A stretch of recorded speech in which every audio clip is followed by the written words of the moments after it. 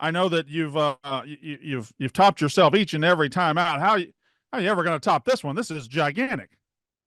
What I've always said, like me winning that AEW World Championship was like phase two. That was Mm-hmm. the beginning of phase two of my career. You know, right now I'm in the midst of like a renegotiation stage because I'm really enjoying my status here in AEW. I'm enjoying everything about the locker room, the roster, the talent, the promotion. I love the fact that like I'm a really big part of building the company to different like revenue, different avenues and things like that as far as AEW. So that's going to be the beginning of phase three of my career. And this is just like truly just the beginning of what's about to happen for me, unlike not just the wrestling side, but everything all together as a performer. So phase three is helping to build AEW even to bigger and better things in the future. Correct. Now I don't know how you put the phases in and everything, but when you won that world championship a few months ago, has it been exactly what you expected being the AEW world champion? And as far as your expectations of what that would feel like, how has it measured up? It's been coming from Samoa Joe and then going from Samoa Joe to from MJF. Mm-hmm. That's like those are like really big, leaps and bounds of like status.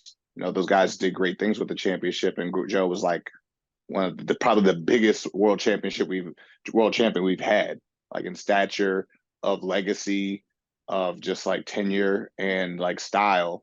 He was like a titan to go through. So to be able to work with him was like one of the bucket list things for me in my career. But like it was also probably one of the hardest people I've ever had to face in AEW.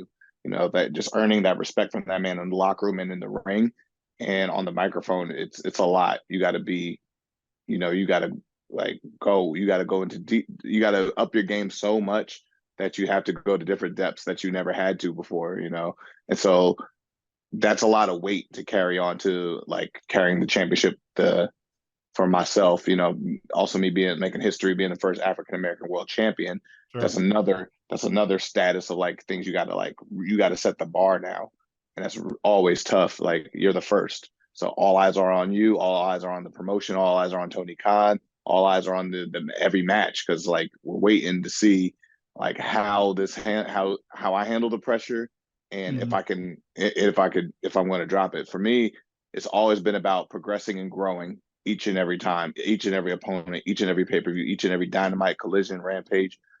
It's about doing something unique that's going to just make people want to remember it for a long time, and then people want to see you like if at some point want to see you champion again. Well, let me ask about this match in particular, because if you win this match, Brian Danielson has said he will never wrestle again. Yeah, Um, are you comfortable with ending Brian Danielson's career? 100%. That's one of those things I talk about being unique in the title ring. Like, what's more unique in my championship reign than ending the in ring career of like one of the greatest like of our era